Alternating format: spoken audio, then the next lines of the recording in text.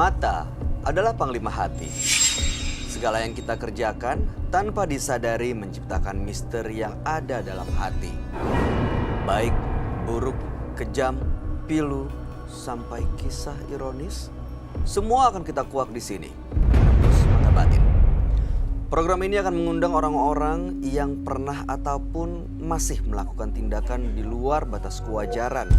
Dan malam hari ini, bintang tamu yang menemani adalah Mira Asmara. Mbak Mira, apa kabar? Baik, kabarnya. Terima kasih sudah hadir di Menembus Mata Batin. Sama-sama. Gimana kabarnya? Baik juga? Sehat juga. Sehat ya. Mbak Mira, di sini selalu datang orang-orang yang punya pengalaman mistis. Entah itu mungkin melihat makhluk gaib atau nggak diganggu dengan hal-hal yang di luar nalar dan logika gitu. Ya. Mbak Mira punya pengalaman nggak sih? Pengalaman udah agak lama sih ya. Waktu itu saya masih yang lagi sering-sering syuting gitu. Kita pernah ada syuting di satu lokasi, kalau nggak salah ya. Nah, memang kan kata orang di situ agak-agak mistis gimana gitu katanya ya. Nah, waktu itu kejadiannya pun siang. Jadi ya di itu mau ke daerah yang agak naik tinggi ke atas gitu, saya bawa mobil, saya taruh di yang memang buat parkiran mobil gitu. Kalau ke atas harus pakai mobil lagi yang kayak jeep off-road gitu deh gitu ya. Terus tiba-tiba si yang di depan supir dari PH tuh bilang, "Mbak, katanya minta uang ya?" Hah? Padahal kita nggak dengar apa-apa, minta uang. Enggak ada yang minta uang loh. Tadi Mbak kayaknya ngomong deh, minta uang katanya gitu. Enggak ada, udah. Terus kita pada bingung gitu, pada lihat-lihatan, aku sama kakak juga kan. Terus dia supir yang di depan sama orang wardrobe kalau nggak salah, atau orang makeup. Enggak, siapa ya? Ya siapa ya, nggak ada minta uang. Kok minta uang ya? Minta uang. Jadi lagi jalan ke suatu, naik ke atas gitu. Ke lokasi. Agak hutan kan, agak hutan-hutan gitu. Udah tuh. Terus kita udah sampai di tempat yang lagi mau shoot, terus kita di situ ngobrol gini, diceritain lah pengalamanku yang tadi sebelumnya. Oh, terus ada si orang yang memang udah biasa di situ. Kalau lewat situ harus lemparin duit katanya gitu. Dan hari itu nggak ada yang lemparin duit. Hari itu nggak ada yang lemparin uang. Astaga. Dan kita ya merinding ampun. banget itu siang-siang loh, Bayu. Bisa ya siang ya? Aduh, tapi baik-baik aja semuanya. Enggak, pas kita pulang turun begitu udah selesai di satu titik itu kita udah beres, kita turun ke bawah kan, harus lewat jalan situ lagi Lempar dong. uang nggak kali itu? Lempar uang kali. Iya, ya ampun. Ya believe it or not ya, tapi ya Ya it happens ya. it ternyata happens. Terjadi kejadian seperti itu. Tapi Iya. mudah-mudahan malam hari ini Mbak Mira juga baik-baik aja. Baik-baik aja. Ya. Berikut ini akan hadir seorang perempuan yang mengaku menggunakan pelet untuk balas dendam. Malam hari ini kami akan panggil dia dengan nama samaran. Kami persilakan Di.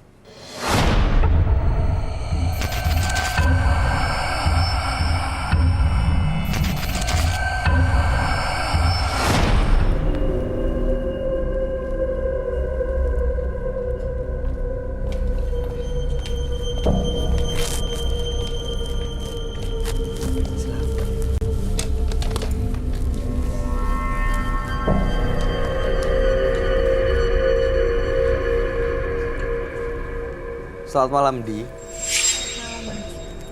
Kami bisa tahu aktivitas Anda sehari-hari. Sekarang kebetulan saya sebagai ibu rumah tangga aja. Oke, baik. Apa yang mau Anda ceritakan pada kami? Di sini saya kayak menggunakan sesuatu ritual untuk membuat orang lelaki khususnya yang udah menyakiti saya itu menjadi tergila-gila dan jatuh cinta sama saya. Caranya bagaimana? Jadi saya menggunakan dupa, terus ada kembang kandel dan kembang melati. Saya tabur di dupanya itu, lalu foto beliau lewat handphone saya asapin. Itu belajar sendiri atau datang ke suatu tempat atau ke nggak tahu ke orang? Datang ke sesuatu orang pintar. Dukun gitu ya? Iya, Oke, di Jawa? di Jawa. Oke, baik. Jadi datang ke sana bawa foto dan menceritakan maksud dan tujuannya adalah untuk memelet seseorang. Iya. Membuat dia supaya tergila-gila. Lalu ritualnya hanya itu, bakar? Iya, bakar itu, lalu saya makan.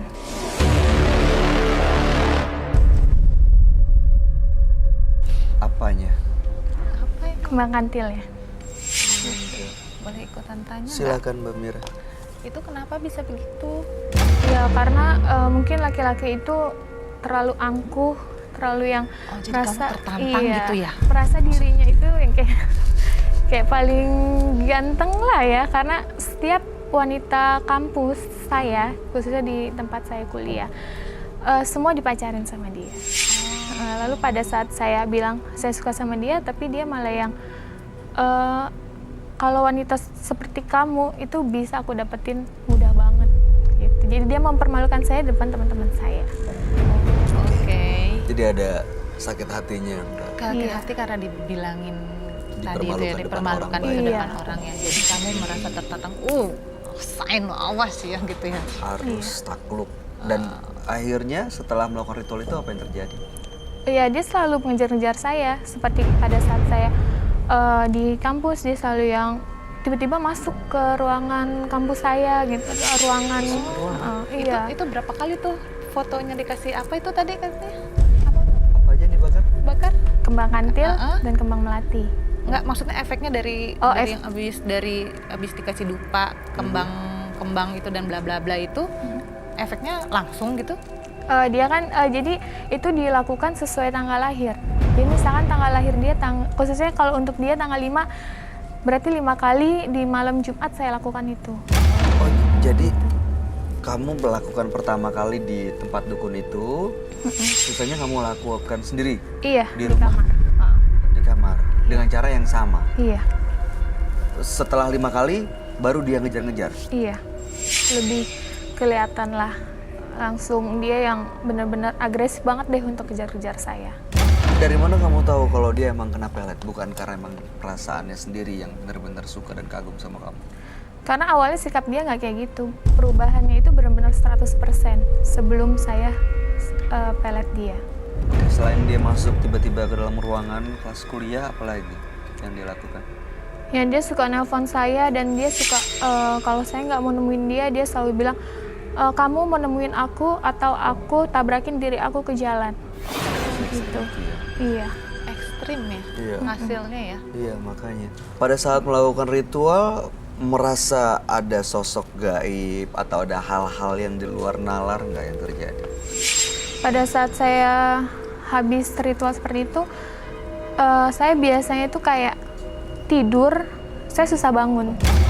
Kayak merasa ada sosok yang kayak menahan saya untuk bangun gitu. Oh itu setiap abis ritual Iya. kayak gitu, seperti kayak tidur tuh kayak berat banget gitu. Iya, jadi kayak saya berasa melek, cuma kayak ada yang mengganggu lah buat biar saya tuh nggak sadar. Tapi kamu nggak pernah ngeliat sosoknya? Nggak pernah. Oke, baik. Tujuan kamu datang malam hari ini untuk apa, Di? Saya mau ngelepas ritual saya karena sekarang kan saya sudah bersuami, jadi saya mau ngelepas biar dia nggak ngejar-ngejar saya. Oh sampai sekarang masih? Iya, masih. Masih? Hanya dengan 5 kali apa Iya, tadi? 50 kali Iya, ritual. 5 kali ritual. Masih? Iya. Membahayakan kamu nggak ngejar-ngejarnya? Iya, kadang dia yang selalu bilang, kamu tinggalin suami kamu atau aku yang bakal merusak rumah tangga kamu. Oh, jadi setelah kamu punya keluarga pun, dia masih belum bisa Iya, lepas? belum. Tapi kamunya pernah sempat pacaran nggak sama laki-laki ini? Enggak. Enggak. Kenapa? Kan kamu dapetin Iya. orang yang kamu suka memang sebelumnya. Karena saya udah terlalu sakit hati sama dia. Jadi saya mikir, ya buat apa saya sama dia? Saya cuma ngeluapin sakit hati saya aja. Dia udah mempermalukan saya. Mainin dia aja. Iya. Oke, baik. Tapi yakin bener-bener mau lepas Iya. dari dia gitu ya? Iya, karena saya nggak mau rumah tangga saya hancur cuma gara-gara cowok seperti itu. Suami nggak tahu sampai saat sekarang? Sudah tahu. Sebelum saya menikah, saya sudah ceritakan semuanya. Oke. Baik, kami akan ajak kamu untuk ketemu langsung dengan sahabat kami. Dia adalah seorang indigo. Kami persilahkan Roy Kiyoshi. Sebelumnya, tim Mata Batin sudah memberikan tanggal lahir dan nomor rumah partisipan kepada Roy Kiyoshi Dengan mata batinnya, Roy akan membaca berdasarkan angka yang kami berikan. D. Kelahiran tanggal 17 Januari 95. Sosok periang namun memiliki sifat yang mudah tersinggung. Saya melihat ada sosok tinggi besar dan berkuping panjang yang menyukai D. Dan saya juga mencium aroma-aroma ritual mistis yang membuat sosok tersebut senang dengan beliau sampai sekarang. Saya melihat sosok tinggi besar berkuping panjang yang mengganggu hidup D. Dan dia selalu berbisik di kuping D untuk melakukan hal-hal yang jahat.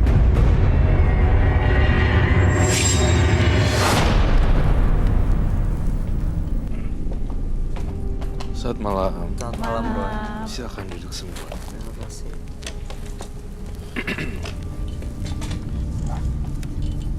D. Dengan tanggal lahir 17 Januari 95. Iya.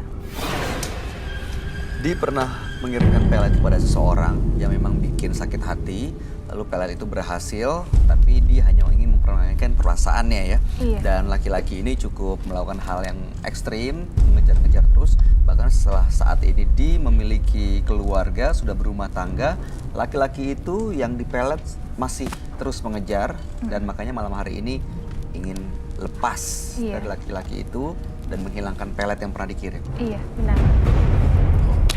Kayak melihat sosok gaib juga di dalam tubuh D. Walaupun pelet yang digunakannya ini entah kenapa peletnya lama-lama kayak memudar gitu. Saya ngerasain seperti D itu memakai pelet, tapi makin lama kayak nggak powerful. Tapi sisa-sisa bekas ampasnya nggak bakal hilang. Nggak bakal hilang karena tetap ada gangguan-gangguan dan teror-teror dari efek peletnya.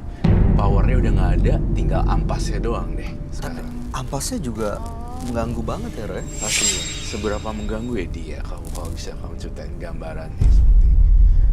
Mengganggu sekali sih, karena saat saya lagi sama keluarga saya atau dia tuh selalu tahu kalau saya sedang sama suami saya, pasti dia ganggu saya via telepon atau mendatangi rumah saya. Cowok. Iya. Oh, laki-laki yang kamu pelet itu? Iya. Dan selain dari laki-laki yang dipelet itu, gambaran makhluk halusnya kamu pernah lihat kayak semacam wanita tua kah? Kalau untuk saya, kalau untuk wanita tua, saya nggak pernah, cuma memang sosok hitam seperti berambut. Kayak bayangan Itu ada. gitu ya Iya. munculnya. Berambut seperti apa nih? Panjang. Panjang Iya. atau berbulu? Beda tuh. Nggak, panjang. Rambut yang panjang. Iya. Oh, tapi hitam semua gitu. Iya. Jadi hitam, nggak kelihatan Jadi mukanya. Hitam It- semuanya. Itu yang sering nahan di untuk nggak bangun? Bukan, beda kalau, lagi? Iya, enggak, kalau menahan saya untuk bangun itu nggak ada sosok yang saya lihat. Tapi sosok itu kelihatan terkadang kalau saya lagi sendiri. Gitu. Si yang bayangan hitam itu. Iya. Oke. Ketika saya sendiri, dia suka muncul. Sosok berambut panjang ya. Kamu di kamar mandi sering digangguin gak? Di kamar mandi, iya. Seperti diliatin dan bahkan disentuh ya? Iya. Oke. Ini justru pelajaran juga ya buat orang-orang yang punya pelet dan itu akhirnya kemakan sendiri deh akibatnya. Akhirnya malah Jadi dirinya kayak berbalik gitu ya. Berbalik gitu akhirnya. peletnya udah nggak powerful, ampas-ampasnya justru yang malah mengganggu, nggak bisa lepas. Iya.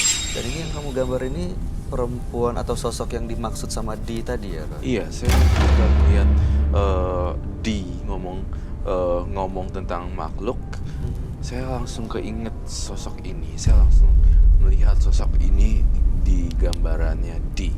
Jadi ini yang menghantui terus dan bisa dibilang ini meneror secara halus gitu. Sampai kamu gila. Gitu itu sih. Sampai akhirnya kayak ketakutan terus, Sendiri, paranoid ketakutan sendiri, terus. paranoid dan gila. Gitu. Cukup sering melihat sosok seperti ini. Beberapa kali. Nggak terlalu sering sih. Kalau saat ini Roy melalui vision kamu, apakah sosok ini hadir atau belum ada di sekitar kita? Dari saya lihat di sini sosok D udah dijagain sih sama makhluk ini dari awal. Itu dari pas saya duduk saya ngerasain energi magisnya sih di situ. Oh, jadi kayak akhirnya jadi kebawa kemana-mana gitu. Nempel terus. Nempel. D, apakah membawa sesuatu kah? Iya, saya membawa dupa yang biasa saya pakai, kembang kantil dan melati. Kembang kantil dan melati. Iya, biasa saya pakai. Boleh dilihat kah? Boleh. Silakan diambil. Ini dia bawa yang biasa dia pakai untuk ritual ya. Biasanya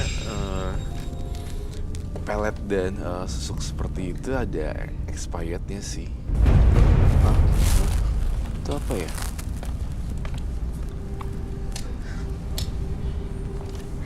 Ini dupanya, lalu ini kantil, dan ini melatinya. Dia tuh kayak gimana sih?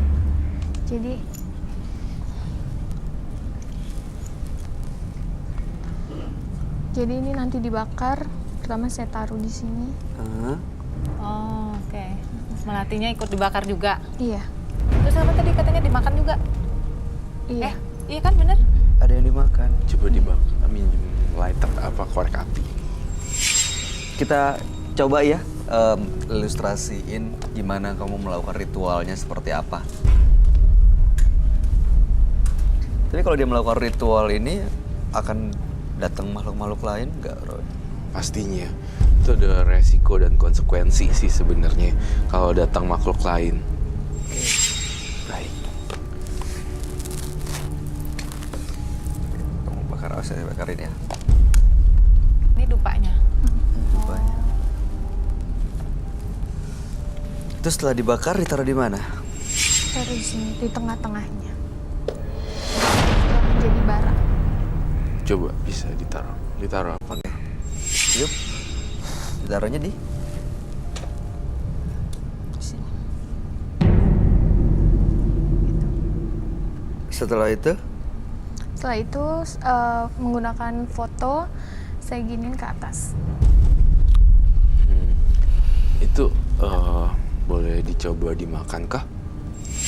Kalau untuk dimakan, saya takut makin menimbulkan efek ke Masih lelaki itu. efek apa? ada Jadi Roy sih, lebih- jadi kamu nggak perlu khawatir. Oke. Mau yang mana?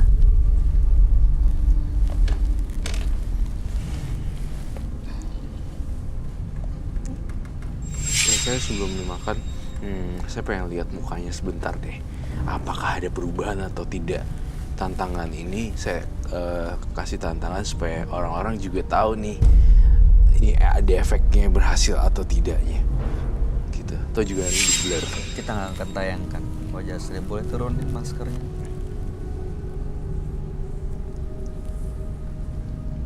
Oke. Oke.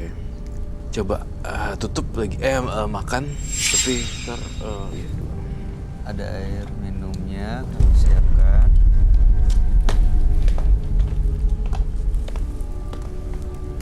Makannya berapa banyak biasanya? Biasanya hanya ini aja. Oh, Segini. ujungnya doang. Ujungnya aja. Bisa ujungnya itu saya simpan ujungnya. Ujungnya doang. Iya. Habis itu disimpan sisanya. Tapi kalau mau bikin lagi, ya maksudnya mau melakukan lagi pakai yang baru ya? Iya. Bukan pakai yang sisa yang Bukan. udah digigit. Ada belatungnya. Apa sih rasanya bunga kantil? Cobain. Coba kamu makan, Gi. Mbak Mira pernah? Kalau kamu benar-benar punya pelet dan pengasihan tingkat tinggi, saya pengen lihat apakah tiba-tiba langsung berubah apa enggak mukanya.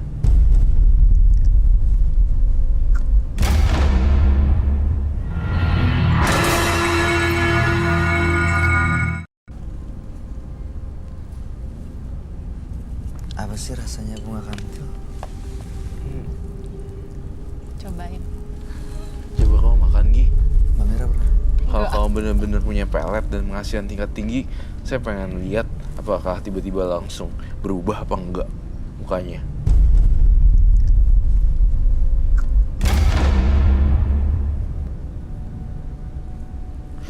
Coba kalau saya yang makan.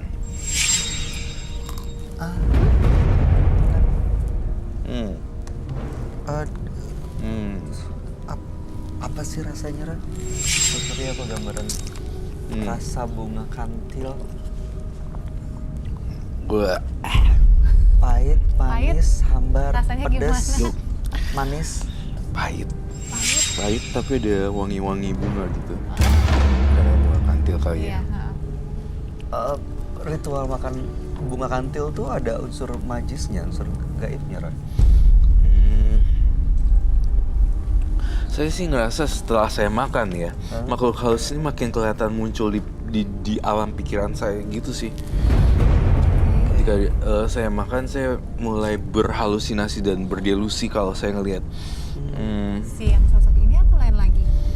sosok ini dan beberapa yang lain gitu. ternyata Tampaknya yang yang nggak lain nggak nyambung, kayak pocong, genderuwo itu muncul tiba-tiba di alam pikiran saya bahwa ya bunga ini tidak membuat saya jadi pelet atau apa, tapi justru malah menggali saya. Bisa Kalau dekat kamu tuh dengan mereka? Ya. Bisa sama frekuensinya gitu? Sama frekuensinya. Jujur saya nggak ngerasa kamu tiba-tiba jadi cantik, gak.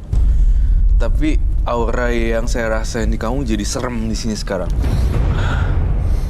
Jadi kayak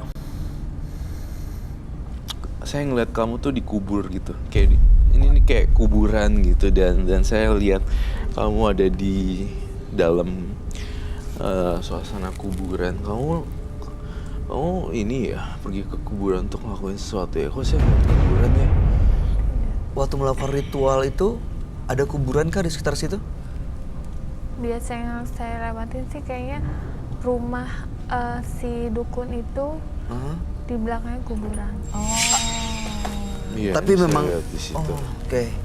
Saya ngelihat kamu sekarang dikelilingin oleh beberapa makhluk halus loh. Jadi ini dia ngelakuin pelet, tapi kayak ngutang kekuatan sama yang itu, kayak gitu-gituan.